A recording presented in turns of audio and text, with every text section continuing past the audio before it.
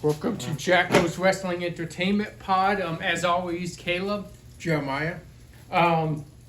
We have a lot going on this week, including at the end of this episode, we will, like we always do, we'll do our Crown Jewel predictions, which will be held in Perth, Australia. Don't forget, guys, that is this Saturday at 8 a.m. So if you guys want to watch this live, you have to get up awfully early to see and watch this live before you get any spoilers from, like, say, ESPN or something like that, because it will be held on ESPN Plus app. Especially those on the West Coast, because you will have to get up at 5 a.m. in the morning to catch it. Very true. We're going to jump right into our Raw results. We kick off Monday Night Raw with a big matchup between Rhea Ripley and what was it, Kairi Sane? Yes. And this match really did not end straight up. We did see a finish, but after the match, we saw a beatdown on Rhea Ripley that Io Sky would try to come out to make the save, and she would try kind of calm things down with the Kabuki Warriors and see if she could straighten things out. And I don't want to say get back in with him, but just kind of smooth things over with him. This time it was Io that got the miss to the face and another attack by the Kabuki Warriors standing tall. So forced to ask you about the match, did I have a question about Kairi Sane and Asuka?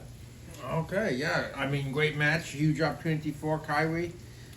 She did come up short in the match, but like you said, Asuka would come out and they'd give a, advantage on Rhea. Io tried to come in, make peace. Asuka just finally had enough. She's turned on Io, most definitely. There's no going back. No. We'd see later on in the night, real quick, before I ask you the question, we'd see later on in the night, Kairi would try to come up to Io and try and kind of piece together what she could and say to her family. Io had enough. Io told Kairi, get away. She wants nothing to do with Kairi and Asuka. And that's my question for you. It goes to this. You are our wrestling expert here, so is Kairi Sane being forced to do this stuff? Is she being controlled by Asuka, or is she doing some of this at her own will? I believe a majority of it is Asuka controlling her. I think she's almost afraid of Asuka in a sense. Whenever she goes, you see her running. So right now, I most of think it is because of Asuka's will, but it would not surprise me if we don't see Kairi exactly fall in line with what Asuka wants sooner rather than later, now that she reached out to Io and just mad from what she's done, retaliated after her. I think that just pushed Kairi more so into Asuka's control. But I do think that she is being led by Asuka, but I think soon, like I said, that's just going to be her normal, not even hesitant anymore. Yeah, I see what you're saying. I most definitely get that, and I think you're onto something there. Was it made the tag team match for Crown Jewel? Yes, it was. Okay, I thought so. So we'll talk about that match later on. Next up, we had Dirty Dominic Mysterio somehow, some way, retaining his Intercontinental title against Rusev. What did you make of this match? I mean, Dirty Dom, he was most definitely, I think, maybe momentum advantage. A little bit towards Rusev, although both men's been on it as of late. But the numbers game just proved to be way too much for Rusev. With the Judgment Day, Grande interfered in this one too? I'm not sure. I don't think. Let's see. No, I don't think the Grandes came out, but the Judgment Day did. Yeah, so I mean, Judgment Day just swarmed. After trying to get some advantage over him, referee caught Dom trying to do Eddie Guerrero. It didn't work, but eventually, referee was too distracted, and Dom got the low blow in and got Rusev. So he survived, but I don't think Rusev's done with Dom yet. I don't think so. And I don't think he should be. He was screwed out of that title match. He really should have been champion if it wasn't for that low blow. It's very hard to argue with, but nonetheless, Dom is still of Intercontinental Champion. He is the AAA Mega Champion, which I believe at some point will be defended against Dragon Lee in AAA.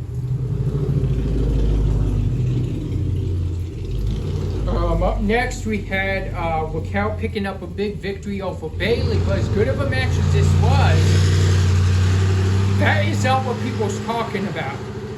What people's talking about coming out of this match is the split personality we're seeing with Bayley and kind of way she's acting towards Lyra. Like, are they friends? Are they enemies? Like, what is it? So, asking you about the match and what's going on with Bayley.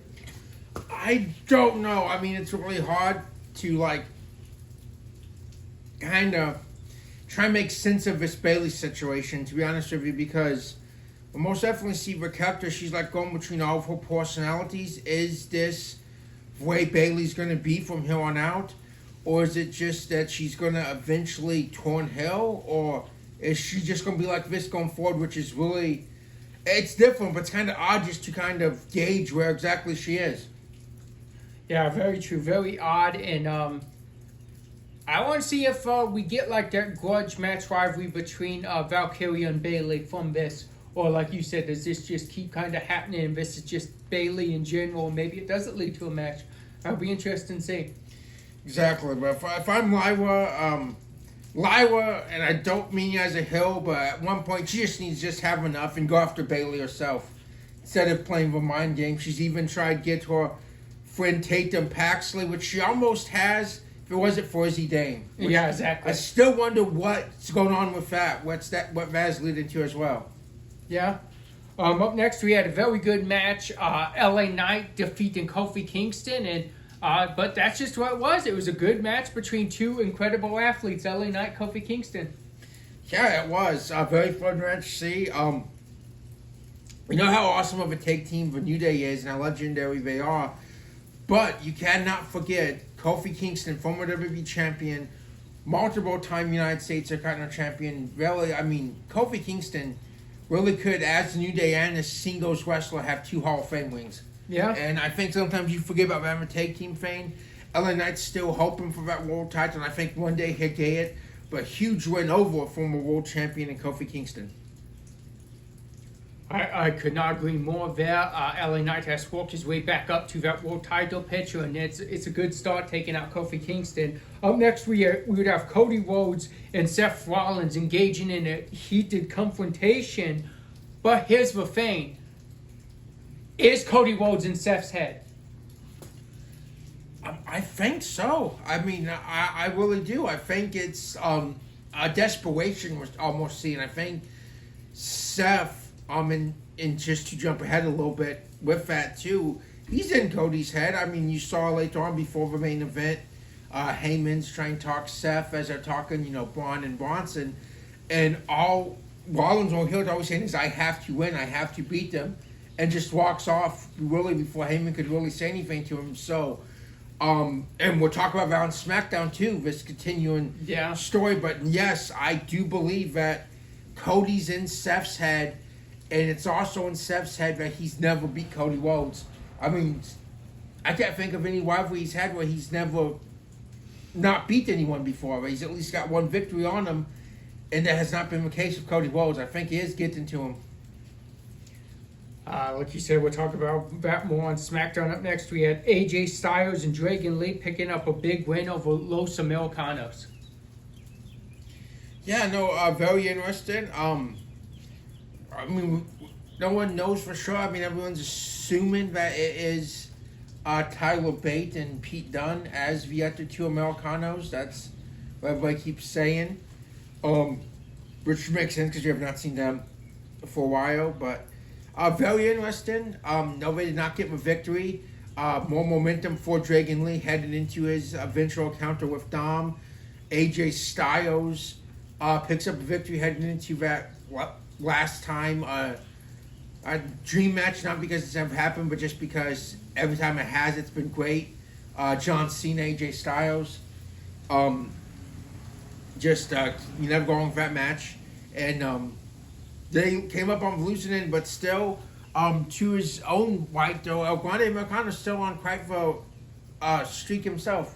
Yeah. Minus that loss to Styles, he still wins more often than he loses.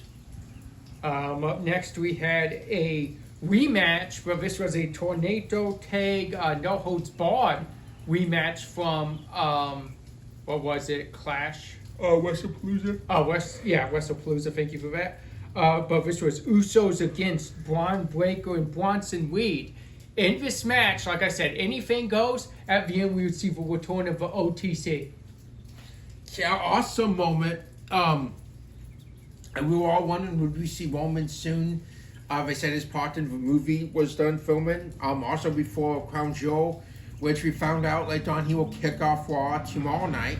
So you have to wonder, will we get another match? And if so, what match? Will it be Bronson again? Will it be a tag team match? Will it be Braun?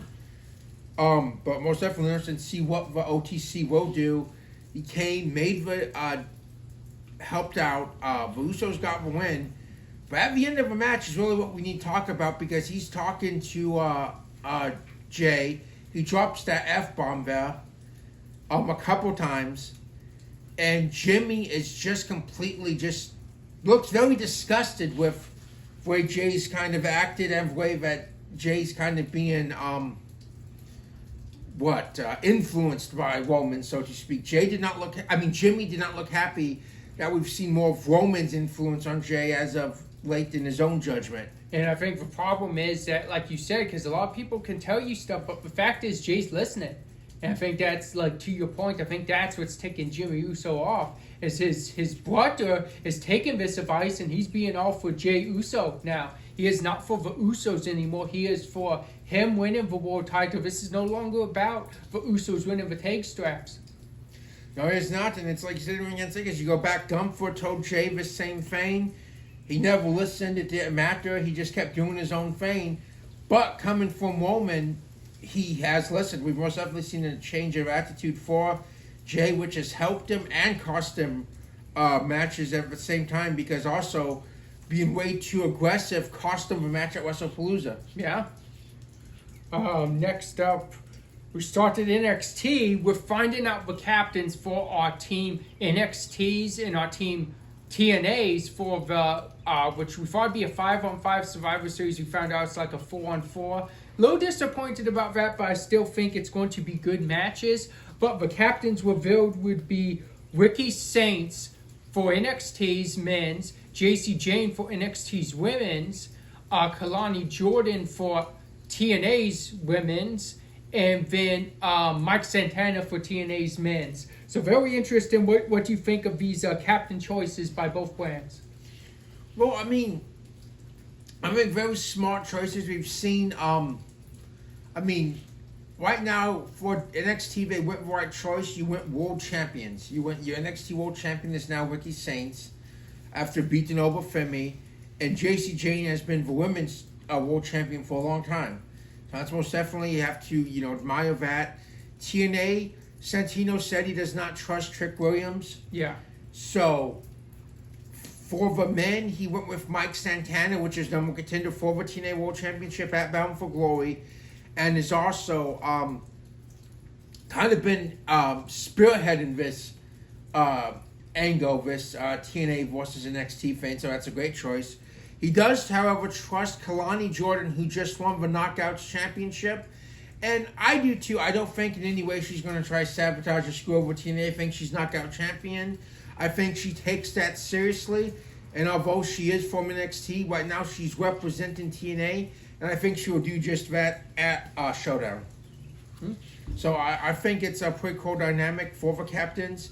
And but the TNA World Champion is on Team NXT. He is. We would see him later on say he's the co-captain. And for the most part, Saints was fine with it until it came time to pick choices for his team. And then he just disregarded anything about Trick Williams being his co-captain, and he picked his squad. We'll talk about that for the main event. But up next, we saw a really good back-and-forth match between Jada Parker and Lash Legend. Jada Parker picked up a huge victory. Very nice to see, because she has not won a lot of these big matches. I'm happy that she finally won one. Exactly. Got back in the win column for Miss Parker, which was a huge match. Ended up winning her spot on the team. But Lash Legend still is not. This is still not over because they're still going back and forth with one another, which is also really good because you talk about how stacked the NXT Women's Division is. The fact that two of the stars of it are rivaling with each other, like we talked about last week with Jordan and Blake, he only elevates themselves. Yeah, very true. Up next, we saw a little bit of a surprise when we saw Mustafa Ali interrupt for NXT North American Champion Ethan Page and challenge him to a match on the TNA vs NXT card next week. I mean, what'd you make of this, and were you expecting at all to see Ali back in a WWE ring? No, that was a huge surprise. Ethan Page was calling out Dr. Wagner Jr., and to the surprise of everyone, especially because at first wasn't familiar with his TNA music, unless it was, and you think, like he said, 2 years ago, I mean, almost to the date, if not to the date, he was number one contender for the North American Championship. I believe it was No Mercy or some event, pay-per-view event for NXT. And he got released. He just got let go, and it never happened. I think Dragon Lee or Trick Williams or someone ended up getting that match. Yeah. To my knowledge, can't remember who, but it was when Dom was the North American champion. And now, like I said, it might be to the date almost. He has a chance that he could capture that championship. And awesome moment. Match that's never happened before. Ethan Page and Mustafa Ali. Yeah, that could be a show still on. That could be, and Ali could finally have his moment. Up next, we would see a Team NXT qualifier match where we would see Myers Bourne pick up a huge victory over the surgeon Josh Briggs. Briggs has been on a roll. He has lost the last couple matches, but the fact is he's putting out amazing showings even in these losses. Exactly, and not without the help of Matt Cardona That's from true. TNA, who would prove to be a distraction and make sure Briggs use that chain again to get a win, like we've seen with Javon Evans and others in his path as of late. So then we'd see them fighting later on tonight. So like you said, I'd be all for that match made at the showdown. Me too. I think that'd be just a straight up brawl. Exactly.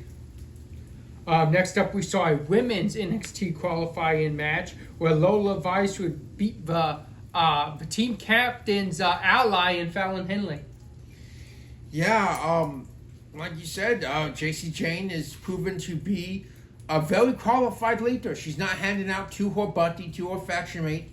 She made her on it. She's going with people in the win column. I don't know how that will help her in the long run with her faction mate, but she had a chance. She came up short. And even though she tried to help her, still, in the best interest of the team afterwards, she did accept Lola Vice on the team. Yep. Which That's helps. Huge. That's huge, like you just said. Next up, we would see a little bit of a partnership between TNA and NXT as Javon Evans and TNA's X Division champion Leon Slater would defeat the call-in of Sean Spears and Nico Vance. Yeah, like you said, a little bit of a partnering up ahead of just a dream match after matching at Bound for Glory.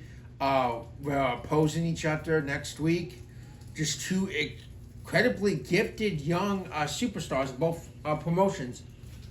And if they ever do just team up, that's a dream team right there. If they keep it going, just to think like right up there with that athletic ability of the young Hardy boys, even right now, Fraxium. Very true.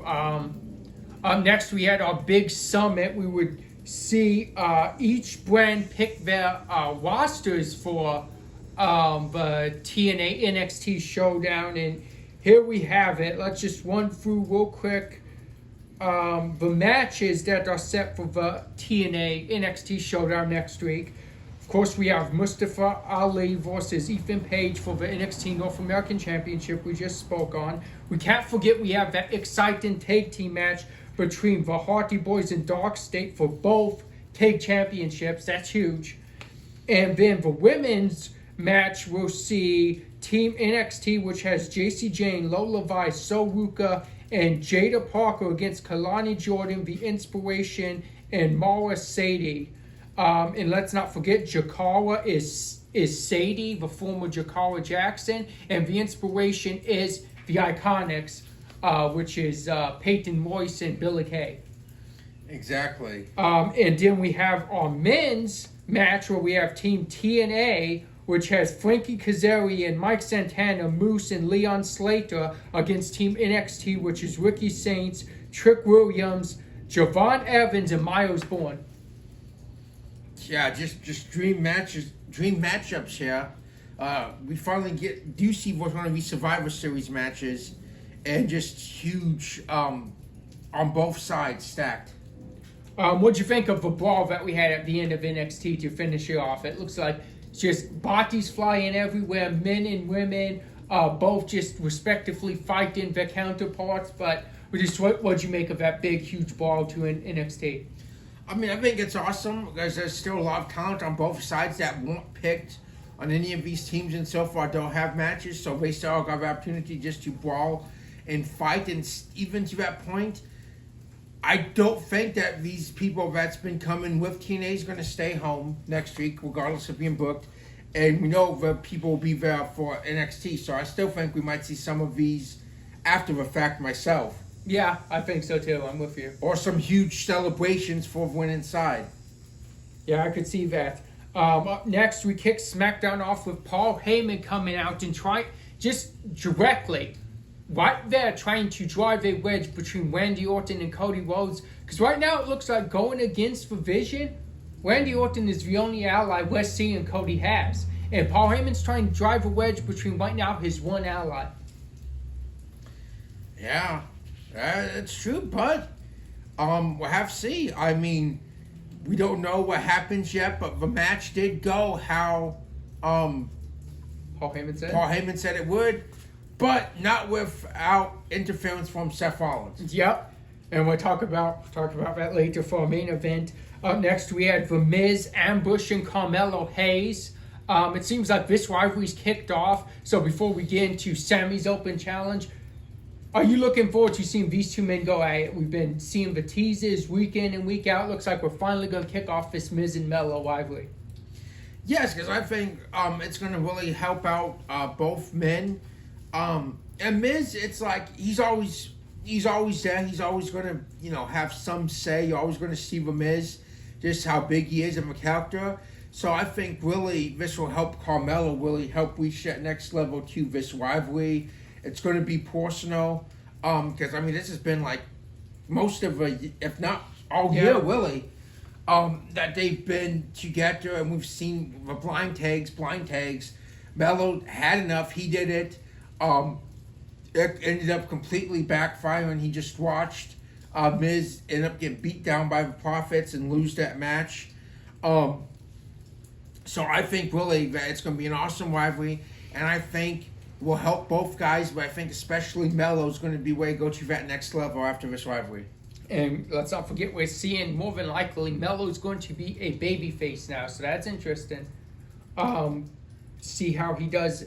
He's been a heel on the main roster pretty much his whole time, right? Yes, he has, and he has been a face in NXT before too. For a while too, he had turned on Trick. So Melo can play both heel and face, but like I said, we have not seen the face yet on the main roster, which might just be the thing that helps him as well. Who we did see answer Sammy's U.S. Open challenge was Aleister Black. And this was a great match before Damian Priest kind of interfered and helped Sami Zayn a little bit. But Sami Zayn retained, and he, like we talk about every week, Sammy's putting on the show stillers.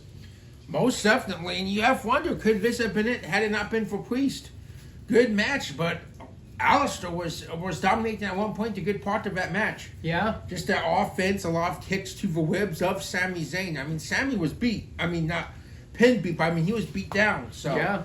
We don't know how it would have ended without Priest, but we might have had a new United States champion. Very true. And we saw Priest put Aleister through the table after the match. This rivalry's far from over, and we're both looking forward to seeing this take its rightful spot on a PLE. And I know we've talked about this, but we've said before we think that has the potential of that Rusev Sheamus match that we saw, and that was at Clash, right? Yes. Clash in Paris, and that was an amazing match. That was, and this will be too, and it needs that spot because right now you get Last Man Standing next week on SmackDown, which is awesome, but still I wish I could have put it on Crown Jewel because to my knowledge there's only maybe 4 or even 5 matches yet, so you most definitely could have flown back on there, but nonetheless, it could main event SmackDown next week. Yeah. Up next, we saw a few NXT appearances on SmackDown. We saw Ruka and Zarya picking up a huge win over Chelsea Green and Abba Fire. And I'll let you go on that one before we talk about the next NXT appearance we saw. No, I mean, it just, you think, it's that time now we're going to be seeing a lot more people make their main roster debuts. They made a splash in there, which means eventually they're finally going to get that match with Charlotte and Alexa. That's been teased. I think that will happen sooner rather than later. But Secret Horvers had no such luck in this match. But yeah, huge win for Ruka. And we already know So has 2 championships. She's looking for a forward. And Zarya most definitely has a future as a champion, as a powerhouse fixture of women's division. Yeah, very true. And speaking of women's division, up next we saw the contract signing between Stephanie Valcour and Tiffany Stratton. Wasn't really any cheap shots taken at one another, not too many, but we did see him get interrupted by Kiana James and Julia. So what did you make of the sign, and what did you make of Julia and James making their presence felt in this contract signing? I mean, I actually really love that part too, because first off, contract signing, it's 2 face champions, and there's no, bad blood with them. This will be the first time they've ever encountered. So why really have one of them be a heel or turn heel for this, just for this match? But instead, you go ahead and almost, like a Sami Zayn thing, you put the spotlight on these 2. Kiana James has been a great mouthpiece for Julia, who does not speak English great, and I think that's helped with that. And again, I see people saying, and I agree too, more spotlight on Julia on that Women's United States Championship. And now you get it. It's not the title match, but she is in a tag team match with 2 world champions of Raw and SmackDown before Crown Jewel. So I thought it was done really good, and a great chance to get the spotlight on those 2 going against them, because why just have just real quick, no back rooted animosity between Stephanie and Stratton doing it just to do it. As with the men's, like we've talked about, there's a history here. They've been on the same side. They've been rivals. Seth is undoubtedly a heel. So you have that there. But with this one, they're 2 faces. I think this works out better how they're doing it. And it puts a spotlight on Julia and Kiana James as well. Up next, we got to see another NXT appearance. We got to see Javon Evans make his way from NXT again on SmackDown, this time teaming up with Rey Fenix against Los Garza. I thought this match was show still on Friday Night SmackDown. Most definitely, and just how can you disagree with Shawn Michaels' statement a week or so ago, saying that Javon Evans is a future of this business of WWE, because this kid's been on fire. He has the personality, the ability, and now, I mean, you're just seeing him everywhere, making this like 2 straight weeks. He's had these show-stealing moments on SmackDown. And this one came in a victory with Rey Fenix, who also is just a future star in himself. Again, just talk about how good Rey Fenix is. And I still think, like we've talked about, we're going to see him and Penta teaming up sooner rather than later myself. Yeah, I do too. Now up next, to talk about the main event we've been alluding to, we've been talking about. We saw Braun Breaker and Bronson Reed pick up the win over Cody and Randy. Like you said, you mentioned before, not without interference from Seth Rollins, but that was not the whole story. After the match, we saw Paul Heyman telling Seth, don't do it, when he saw Cody prone ready to take a corpse stomp, and Paul Heyman's telling him, don't do it, don't do it. Seth did not listen to the oracle Paul Heyman, went inside, tried to hit the corpse stomp, got hit with a crossroads as Paul held his other two men back. But there may be a little dissension between Paul and Seth right now. Seth is not listening to Paul Heyman. Exactly. Great match. Huge main event. That move that Braun did just to put Cody through the barricade, I don't even really know what you'd call that, but at the time it eliminated Cody to the end. Seth Rollins proved distraction. Huge win for the Vision. We have to see how does Randy Orton take this. Is what Paul Heyman doesn't come to fruition when he said that if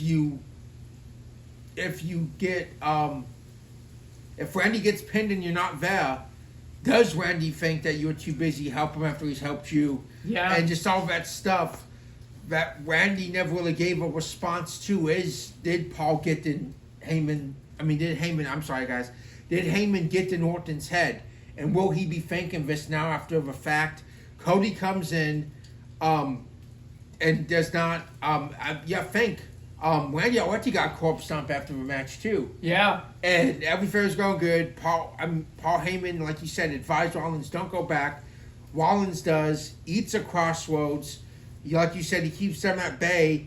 There's most definitely dissension there. Will Rollins realize, hey, this one is on me, I should have listened to Heyman? Or is his ego not going to allow that? And can Heyman even talk to Rollins right now? Because, like we said, Cody is in his head, and he's just not making right decisions. I mean, it's been, since this match has been made, Cody's been in Rollins' head ever since that meeting on Raw. Because Rollins he wanted Cody to badmouth him. He wanted to go back and forth, but Cody wouldn't. And instead, he's got the best of him. Even when Becky was trying to talk to him last week, to now Heyman can't reach him. No one can reach Rollins right now. Yeah, you're right about that. Very interesting to see where it goes with this last week coming up with Crown Jewel just this Saturday. Before we jump into our predictions for Crown Jewel, we're going to give you our match of the week, our MVP, and our fullback match of the week.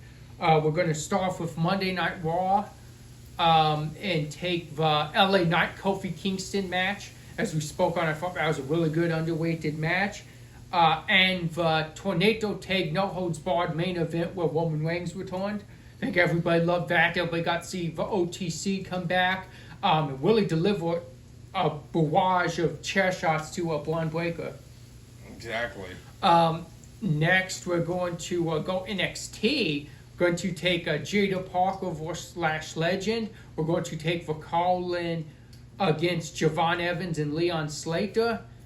And finish out on SmackDown with Sammy Alistair, Javon Evans, and Rey Fenix against Los Garza, and the main event tag team match. For the match of the week, I'm going with Usos, Braun Breaker, Bronson Reed. And for MVP of the week, someone you were talking about a little bit, he's been making appearances everywhere. He's really been still in the show. He got named to Team NXT. We're going to go Javon Evans as the MVP of the week. He's on fire right now. Exactly. I could agree more with both choices. Awesome match. And, like you said, Javon Evans has been on fire. Both of his matches won your consideration for match of the week. Well-deserved. I think everyone is feeling bouncy as of late. Yeah, and just love the no holds barred between the Usos, Braun Breaker and Bronson Reed. I don't think that rivalry's anywhere close to being over. No, exactly. And think about it, like for Vision, you start off week in a tag team loss, you end week with a huge win over Randy and Cody, one of the world champions. Exactly. And they this time though, good for the Vision, and they have the equalizer of the OTC against them. Exactly. You have our fullback match of the week. So we are going way back. We're going way back in the Wayback Machine today. This is going back to WWE's ECW, and one of the rivalries that really stood out that at that time, if you watched or you're old enough, it was almost 2 decades ago, was very young CM Punk, long before the Straight Edge Savior, a year before Money in Bank, World Title, all that. In ECW, trying to become ECW champion against John Morrison, formerly Johnny Nitro. I mean, they had matches, Great American Bash, SummerSlam, all throughout random episodes of ECW. This is a special step match that was a part of Morrison's gimmick at the time. And there was a couple of them, and they never did it again. It was a 15 minutes of fame match, which means you need to have to win the match in 15 minutes, or if you lost, I guess Morrison won. Yeah, because you did get your fame that he was trying to give you. Exactly. So it was not for the title, but if Punk won, he would get the championship match at SummerSlam. This was August 7th, ECW, which you can find on Peacock. I looked up because I wasn't sure. CM Punk, John Morrison, 15 minutes of fame match. Really cool match. I think it gets right down to the wire, too, of is it going to happen, is it not? And just, like I said, CM Punk fan, this is some of his earliest WWE days. And John Morrison, who's a very underrated performer, in my opinion, as well. Now let's get to our Crown Jewel predictions. We're going to start off with big tag team match, Rhea Ripley and Io Sky against the Kabuki Warriors. Who you got? I think Rhea and Io finally get some revenge on this one myself. They both haven't won in pay-per-view for a while, so I think they beat the Kabuki Warriors. Going to go Rhea and Io too, partly because it's also in Rhea Ripley's hometown. So I'm going to say you send, no matter what happens, you send that Australian crowd home happy if their hometown hero Rhea Ripley goes home with a victory. Exactly. Like last year, she main evented Elimination Chamber there against Nia Jax. Yeah.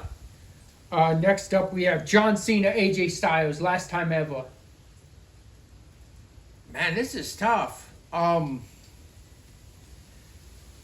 I think I'm going a little crazy here. I'm going to go with AJ Styles. Ooh, wow. I think, John Cena is AJ Styles is a legend too, don't get me wrong, but I think AJ Styles needs this a little bit more than John Cena right now. So I think AJ, by hook or crook, is going to win that match. Ooh, okay. I'm going John Cena on this one. I think, besides Brock Lesnar, we've seen John Cena take a lot of these, so I'm going to go with John Cena. Up next, we have the Women's Crown Jewel Championship. Stephanie Valquer against Tiffany Stratton. This is extremely tough. We're just really trying to gauge and see where this might go. Stratton has not lost this year. In 25, they were saying on SmackDown. So, again, go a little bit against the grain. I'm going to go Stephanie Valquer, young in this title reign. I think it might be Stratton's first loss of the year. Clean. I'm going to go Stephanie Valquer too, as well. She's been on a roll, and I think you really submit her as a champion. If she beats the longtime champion, you really make Stephanie Valquer a known main eventer if she takes down the woman that's been main eventing on the other side on Friday Night SmackDown.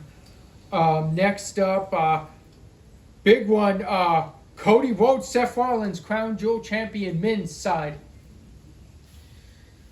This again is really tough.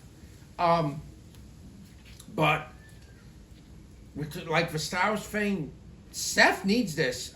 Cody was the champion, won it last year, beat Gunther for this. Seth has never beat Cody. Seth's in his head. Desperate men do desperate things. We know Seth's history. I think Seth finally gets the victory that's been eluding him for his career. I think Seth Rollins wins Saturday morning in Crown Jewel. I'm gonna go the opposite. I'm gonna go Cody Rhodes on this one. I think I don't know. I just think, like you said, I think Seth does need it. I think he's going to pull out all the stops, but I think he's going to mess up somewhere because Seth usually don't let people in his head, and Cody Rhodes he's living rent-free there.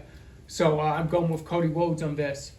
But we want to thank you guys for joining us. Don't forget you can find the pod on Spotify, iHeartRadio, Apple Podcasts, You have the Twitter handle. Yes, follow us on Twitter X at the Jacal Pod 192, and please just follow us, give us feedback, let us know what you like, what you dislike, what you want to hear, what you'd like us to discuss. We're all open to our fans. Yes, we are, and thank you guys for watching. As you know, you can find us on YouTube if you're watching us right now. For Caleb, Jeremiah. we'll see you guys next week.